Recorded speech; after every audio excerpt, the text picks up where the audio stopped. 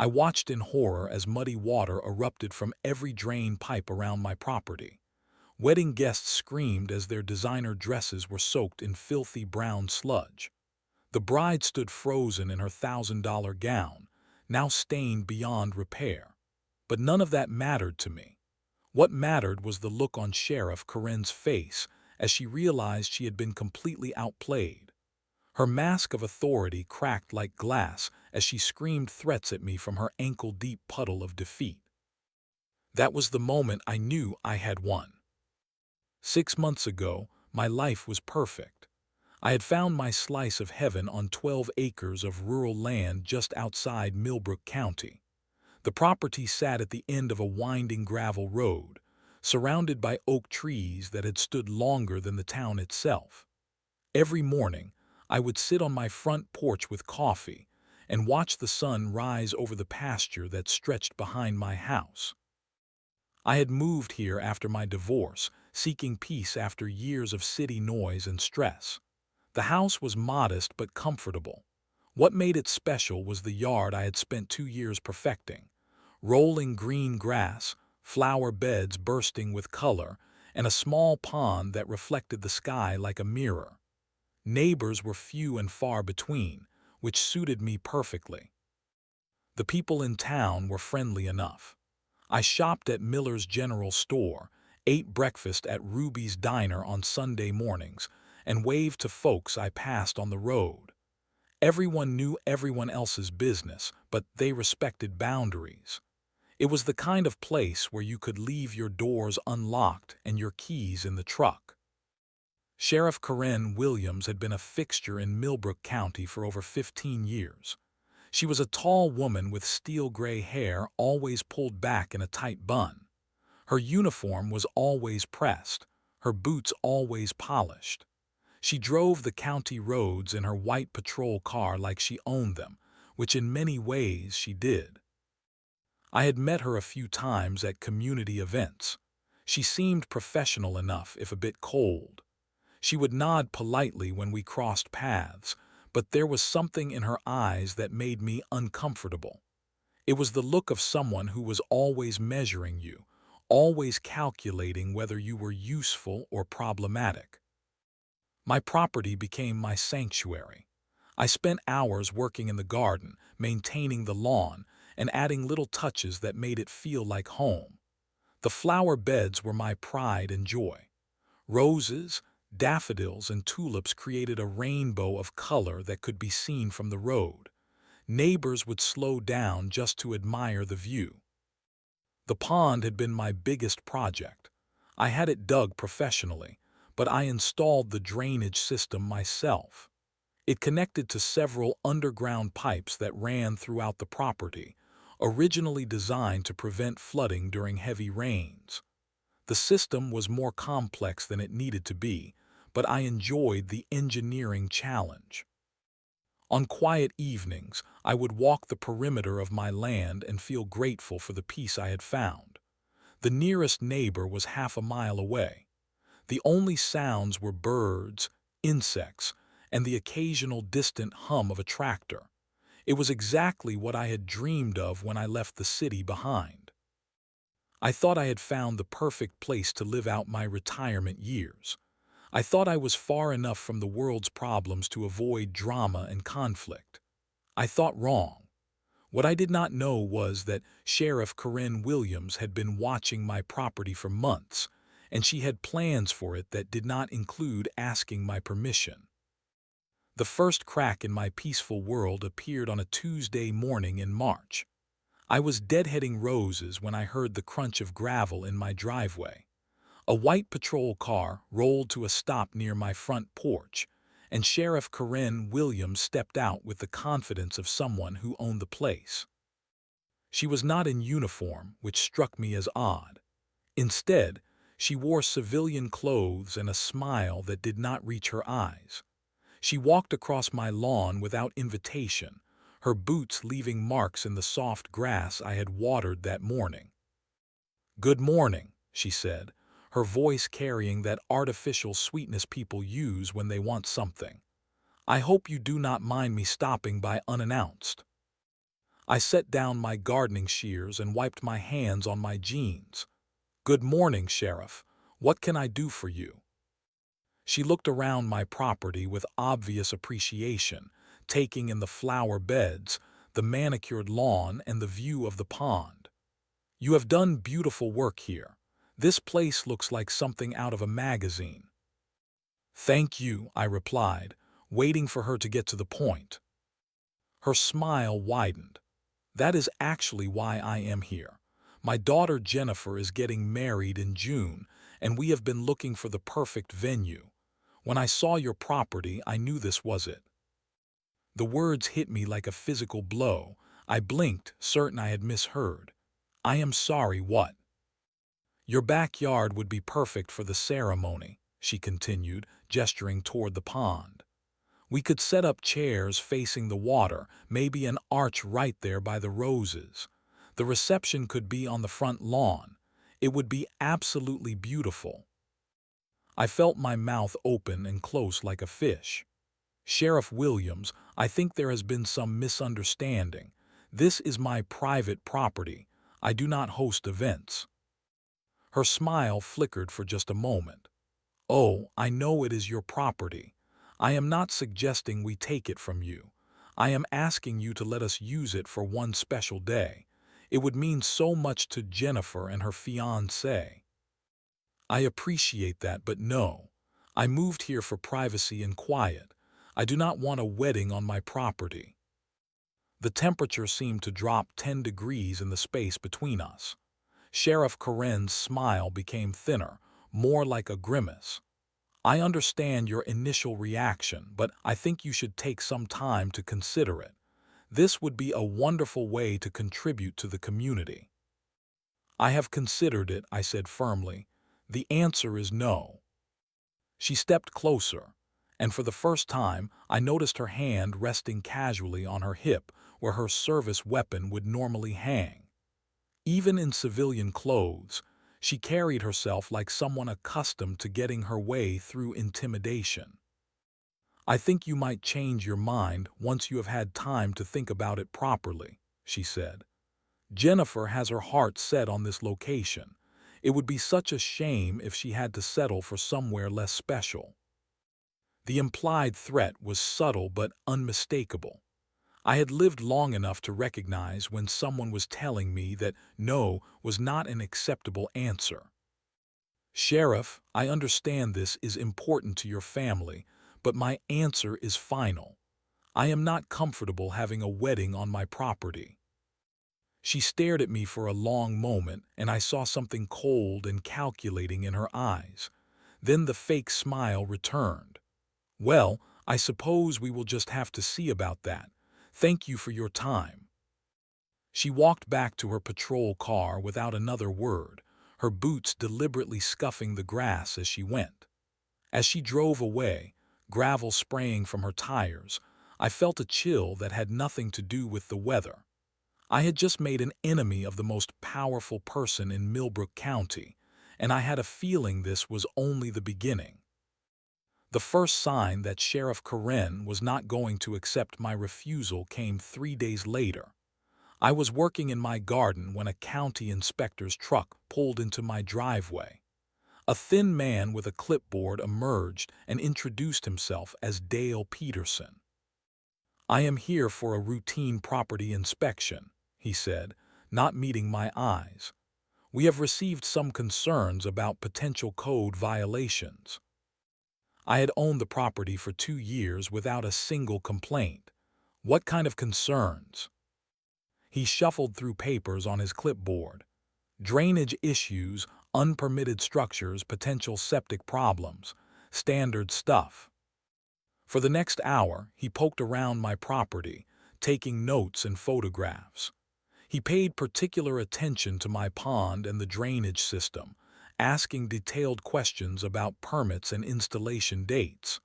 When he left, he mumbled something about following up within a week. 2 days later, the fire marshal arrived, then a representative from the health department. Each one claimed to be responding to anonymous complaints about various safety hazards on my property. None of them found any actual violations, but they all left with warnings about the importance of maintaining compliance with county regulations. The message was clear. Sheriff Karen had friends throughout the county government, and she was mobilizing them against me. The social pressure started the following week. I was buying groceries at Miller's when Mrs. Henderson from the church cornered me by the produce section. "I heard Sheriff Karen asked you about hosting Jennifer's wedding," she said with forced cheerfulness. "What a wonderful opportunity to help such a lovely family." "It is not really suitable for my situation," I replied, hopping to end the conversation quickly. Her smile faltered. "Oh, but surely you could make an exception for something so special. Jennifer is such a sweet girl, and the sheriff has done so much for this community." Similar conversations followed everywhere I went. At the post office, the bank, even the gas station. People who had barely acknowledged me before suddenly had strong opinions about my civic duty to help the sheriff's family. The pressure was relentless and coordinated. I tried to research my rights, but found obstacles at every turn. The county law library was temporarily closed for renovations. The legal aid office had a waiting list stretching months into the future. Even my internet searches seemed to return fewer helpful results than usual. The isolation was the worst part. Friends who had invited me to dinner suddenly had scheduling conflicts. My usual table at Ruby's Diner was always occupied when I arrived. People I had known for months crossed the street to avoid conversation. Sheriff Karen herself made regular appearances, always in uniform now, always with a reason to drive slowly past my property. She would stop and chat with my neighbors, pointing toward my house while shaking her head sadly. I could only imagine what stories she was telling them. The breaking point came when my mail carrier, Jim Bradley, pulled into my driveway looking uncomfortable. "I hate to be the bearer of bad news," he said, "but I have been instructed to inform you that mail delivery to your address may be suspended due to concerns about road safety." "Road safety? I have been getting mail here for 2 years." He shrugged apologetically. Orders came down from the postmaster, something about the gravel road being too narrow for safe navigation. That evening I sat on my porch and surveyed the kingdom I had built. The flowers were blooming beautifully, the grass was green and thick, and the pond reflected the sunset in perfect stillness. It was everything I had worked for, everything I had dreamed of. But now it felt like a prison. Sheriff Karen had turned the entire community against me with surgical precision. She had isolated me, threatened me, and made it clear that my peaceful life would continue only at her sufferance. I realized that night that I had two choices: surrender my property to her demands or fight back. The problem was that fighting the sheriff of Millbrook County meant fighting the entire system she controlled. It meant going to war with someone who held all the official power while I had none. As I sat there watching the stars appear over my sanctuary, I made a decision that would change everything. If Sheriff Karen wanted to play hardball, I would show her what a real fight looked like. Sheriff Karen arrived at my door on a Thursday morning with backup. 2 deputies flanked her as she knocked, their hands resting on their gun belts in a display clearly meant to intimidate. I opened the door to find her holding an official-looking document. "Good morning," she said with that same cold smile. "I have a court order here requiring you to allow access to your property for a safety inspection." I took the paper and scanned it quickly. The language was complex, but the meaning was clear. The county claimed the right to inspect my property for various code violations, and I was required to provide full access or face arrest for obstruction. "This is harassment," I said, looking up from the document. "This is the law," she replied. "We have received multiple complaints about potential hazards on your property. As sheriff, I have a duty to investigate." "What complaints, from who?" She shrugged. "Anonymous tips, concerned citizens. The specific source does not matter. What matters is that we have probable cause to believe violations exist." I knew it was a lie, but I also knew she held all the cards. "Fine. Inspect whatever you need to inspect." "Actually," she said, stepping closer, "there is an easier way to resolve this. If you were to reconsider your position on Jennifer's wedding, I think we could find that these safety concerns were unfounded." There it was. The quid pro quo laid bare. Comply with her demands or face endless harassment from every branch of county government. "Are you seriously trying to blackmail me into hosting your daughter's wedding?" Her expression did not change. "I am trying to resolve a community safety issue in a way that benefits everyone involved." "Get off my property."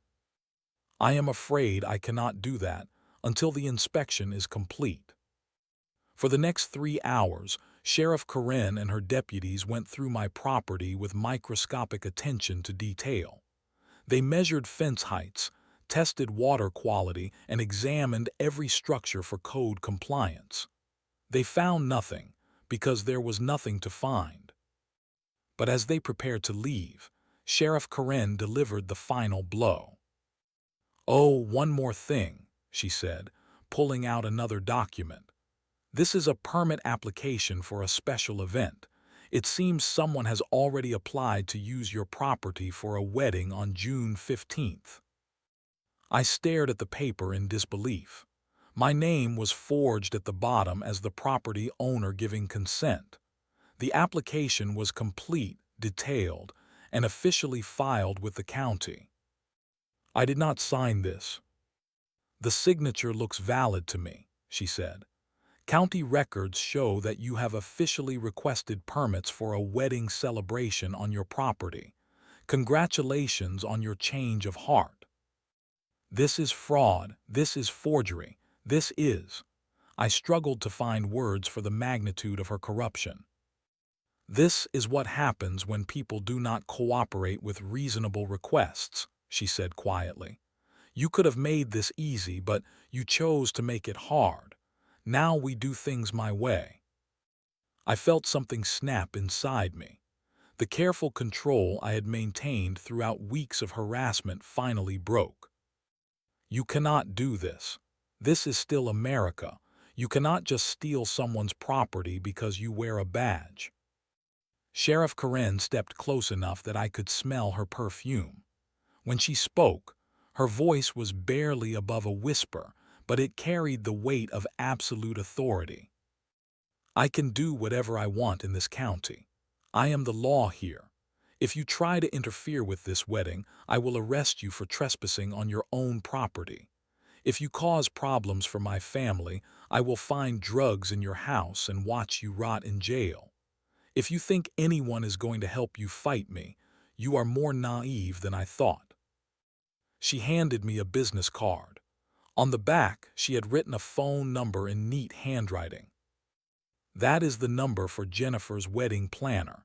She will be calling you tomorrow to discuss setup details. I suggest you be cooperative." As they drove away, I stood in my driveway holding the forged permit and business card. My hands were shaking with rage and something else I had not felt in years: genuine fear. Sheriff Corinne had not just threatened to steal my property. She had threatened to destroy my life if I resisted. More terrifyingly, she clearly had the power to make good on those threats. But as I looked around at the sanctuary I had built, something hardened inside me.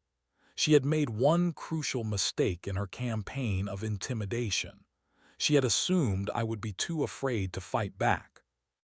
That night, I began planning my revenge. The transformation from victim to strategist began that very night. I cleared off my kitchen table and spread out every document I had accumulated over the past month. The forged permit, the inspection reports, the court order, and copies of every interaction I had documented with Sheriff Karen. My first step was research.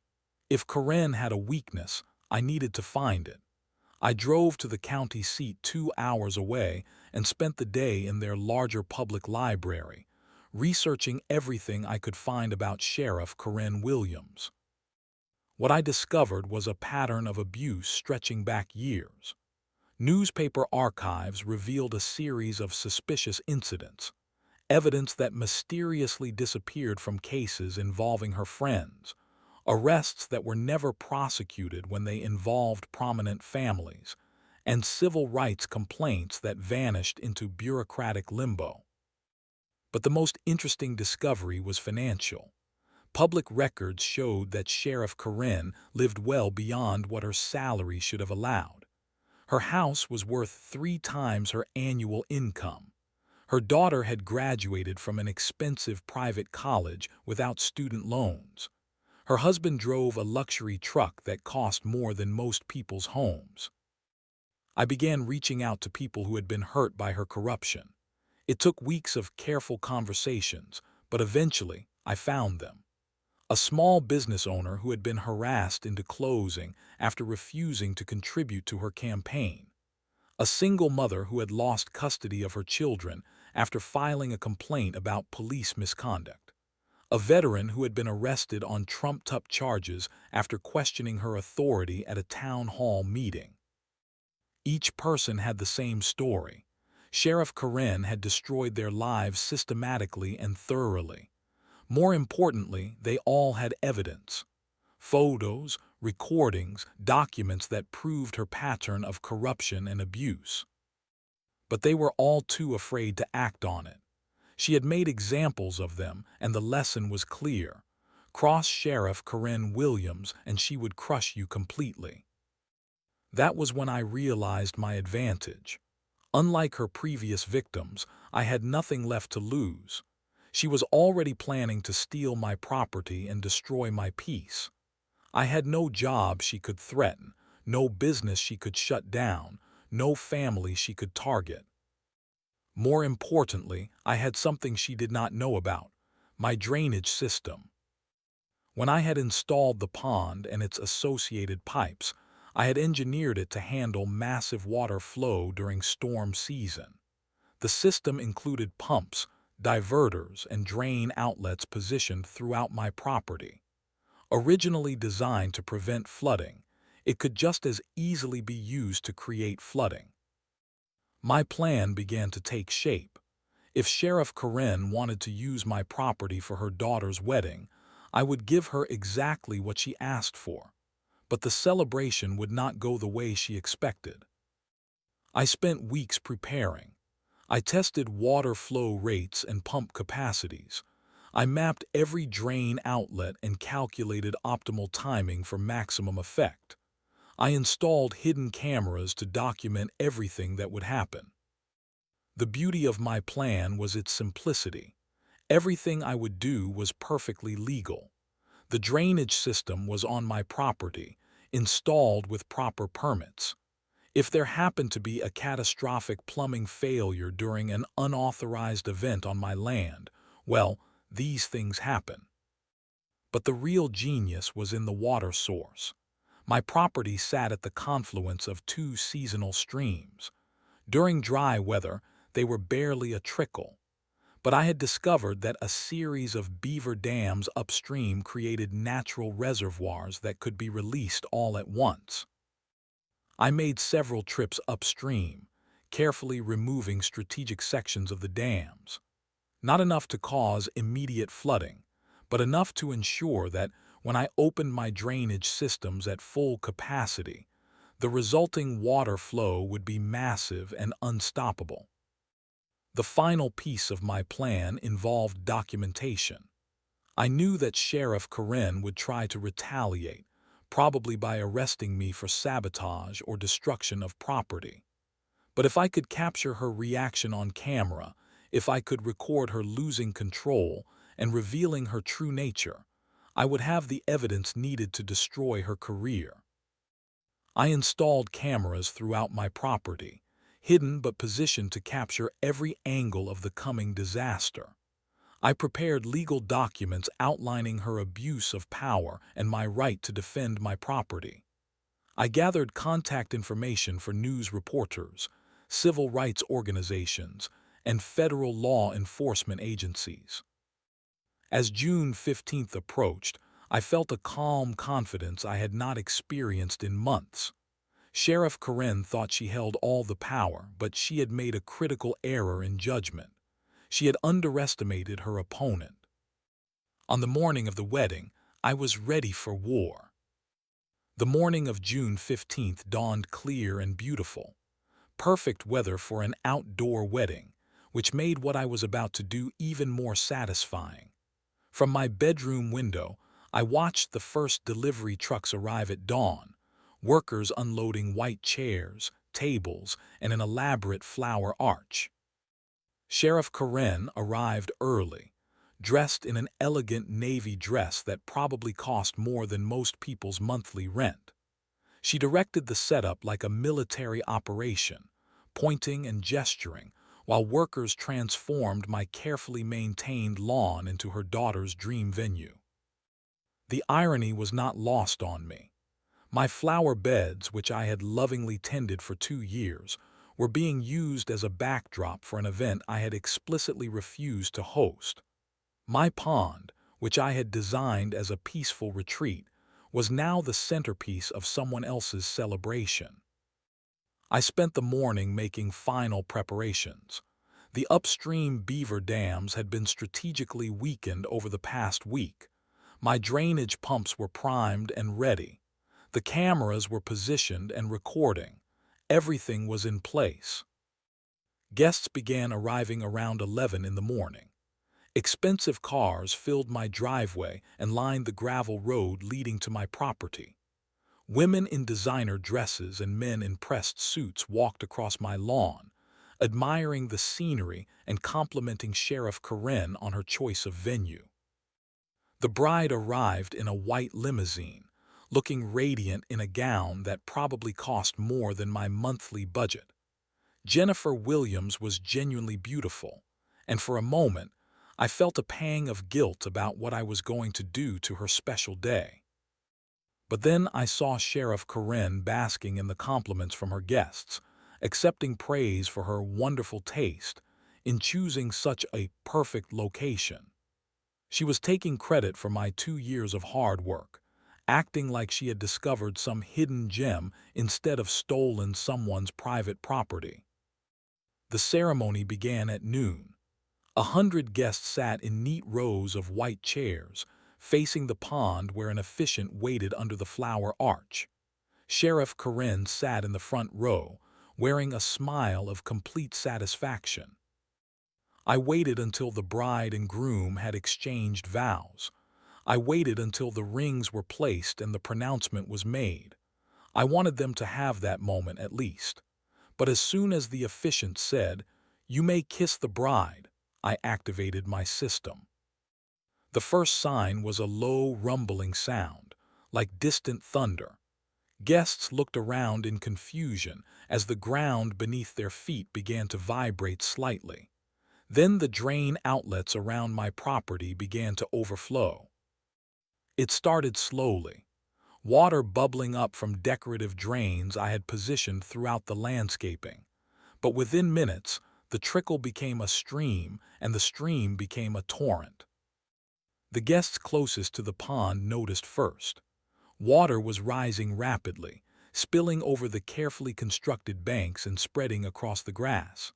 Someone screamed as brown, muddy water surged around the flower arch, soaking the bride's train.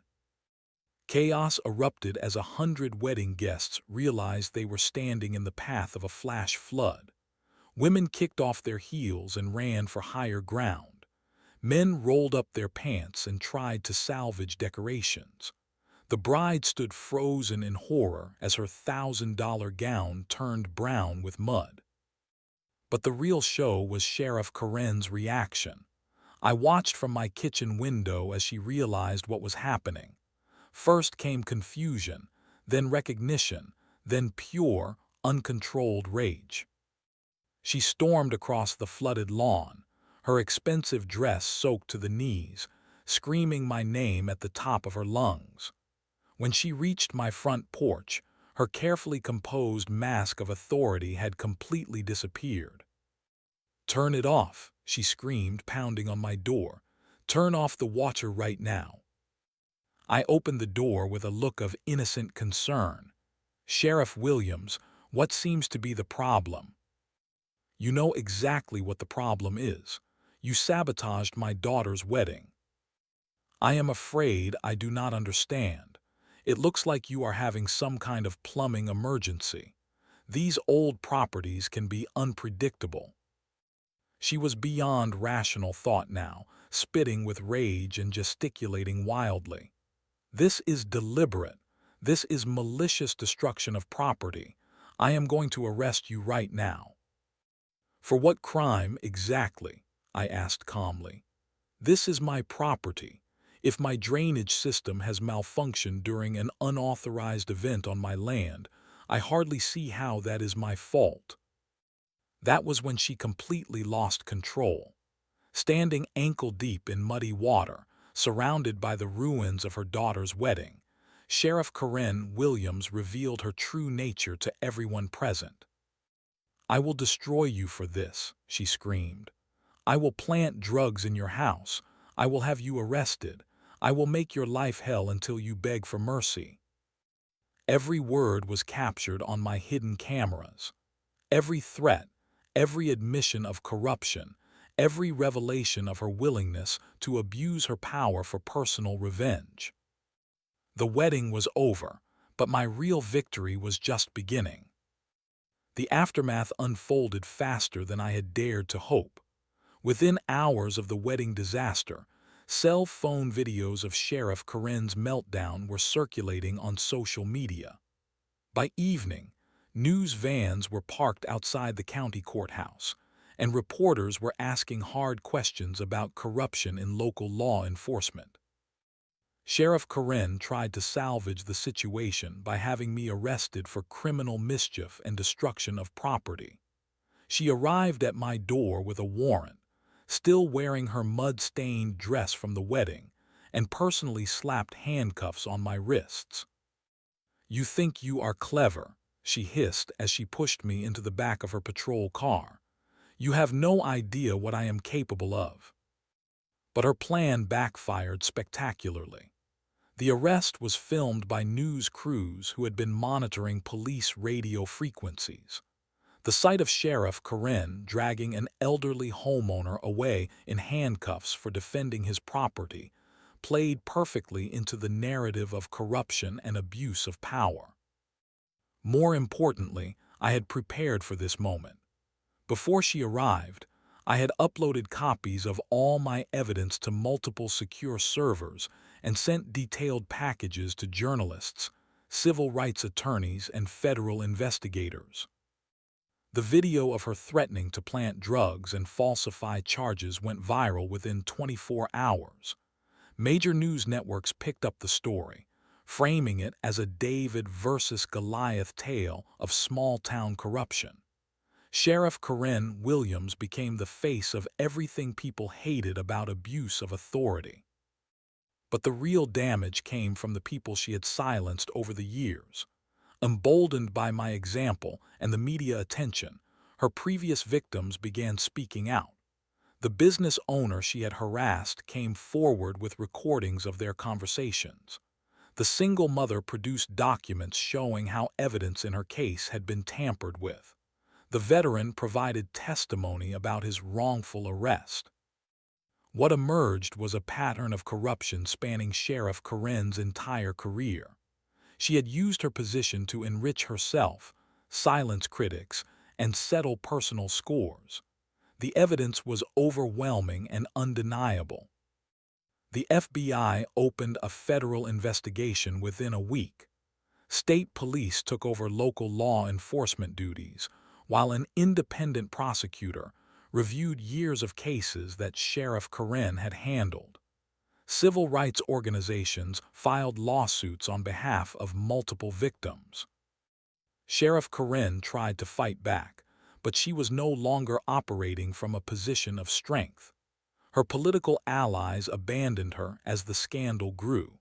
County commissioners called for her resignation. Even her own deputies began distancing themselves from her leadership. The legal proceedings moved swiftly.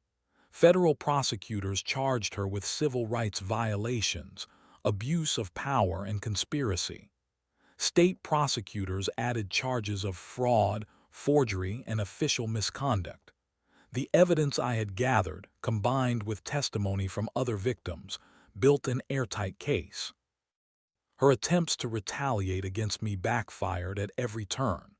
When she tried to claim I had deliberately flooded the wedding, my attorney produced engineering reports showing that my drainage system had functioned exactly as designed.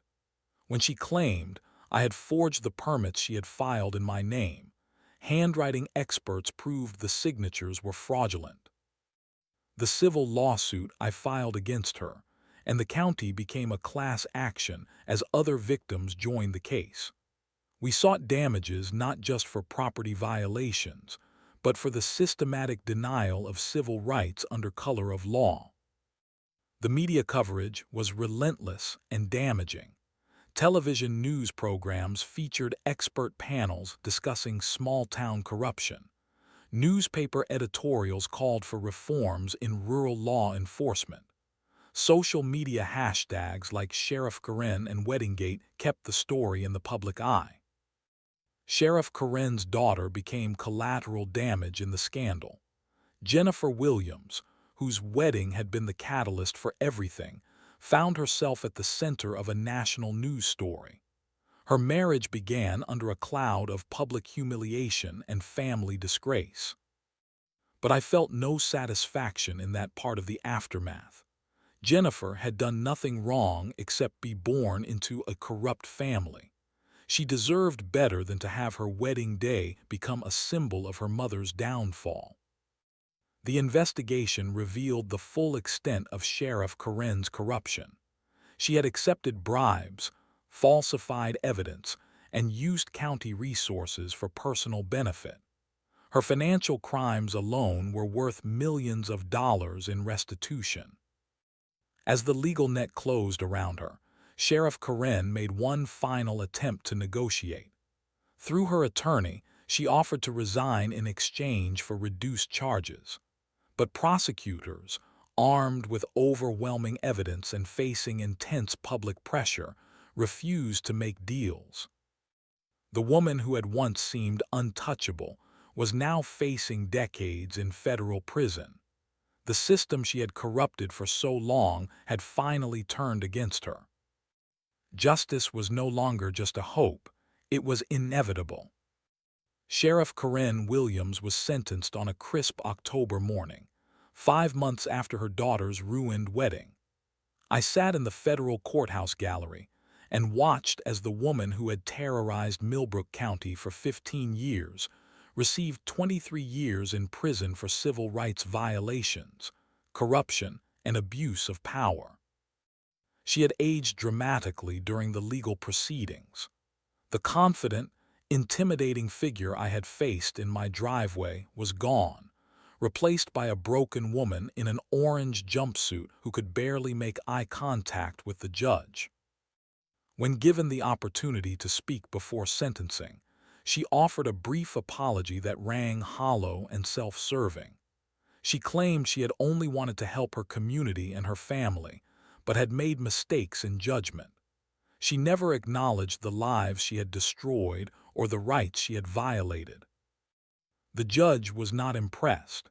In delivering the sentence, he spoke about the special trust placed in law enforcement officers and the particular harm caused when that trust is betrayed.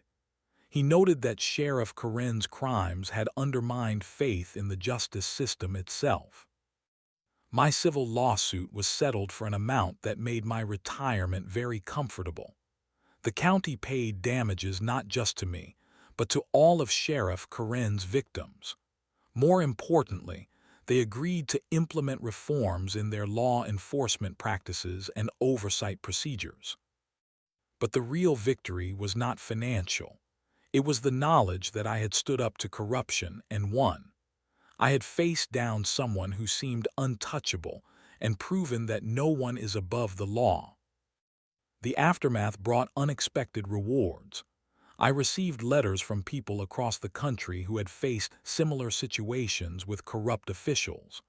My story had inspired them to seek justice instead of accepting abuse. Some had filed complaints, others had contacted investigators, and a few had even run for office themselves. My property was restored to its former beauty within a month of the wedding disaster. Insurance covered the cleanup costs, and I hired a landscaping crew to repair the damage. The pond was drained, cleaned, and refilled. The flower beds were replanted. The grass grew back greener than ever. But the most satisfying change was in my relationship with the community. People who had shunned me during Sheriff Karen's pressure campaign now stopped by to apologize and thank me. They admitted they had been afraid to stand up to her, but were grateful that someone finally had. Jim Bradley, my mail carrier, was among the first to visit after Sheriff Karen's arrest. "I want you to know that I never believed you were a troublemaker," he said. "But she made it clear that anyone who helped you would face consequences. I am sorry I did not have the courage to stand up to her." I understood their fear. Sheriff Karen had built a system designed to crush anyone who opposed her. The fact that I had found a way to beat that system did not make their earlier compliance cowardly. It made it human. The new sheriff, appointed by the state to clean up the department, was a professional law enforcement officer with 20 years of experience in cities where oversight and accountability were normal. He implemented reforms, retrained deputies, and restored public trust in local law enforcement. As winter approached, I returned to my quiet routines: morning coffee on the porch, afternoons in the garden, evenings by the pond. But the peace I felt now was different from before. It was not just the absence of conflict, but the satisfaction of having fought a righteous battle and won. Sheriff Karen's corruption had thrived in darkness and silence. By bringing it into the light, by refusing to be intimidated, by fighting back with intelligence and determination, I had helped restore justice to Millbrook County. Sometimes, when I sit by my pond in the evening, I think about that terrible morning when Sheriff Karen first announced her plans for my property. I remember feeling helpless and afraid, certain that her power was too great to challenge. I was wrong. No power built on corruption can withstand the light of truth. And sometimes, all it takes is one person willing to turn on that light.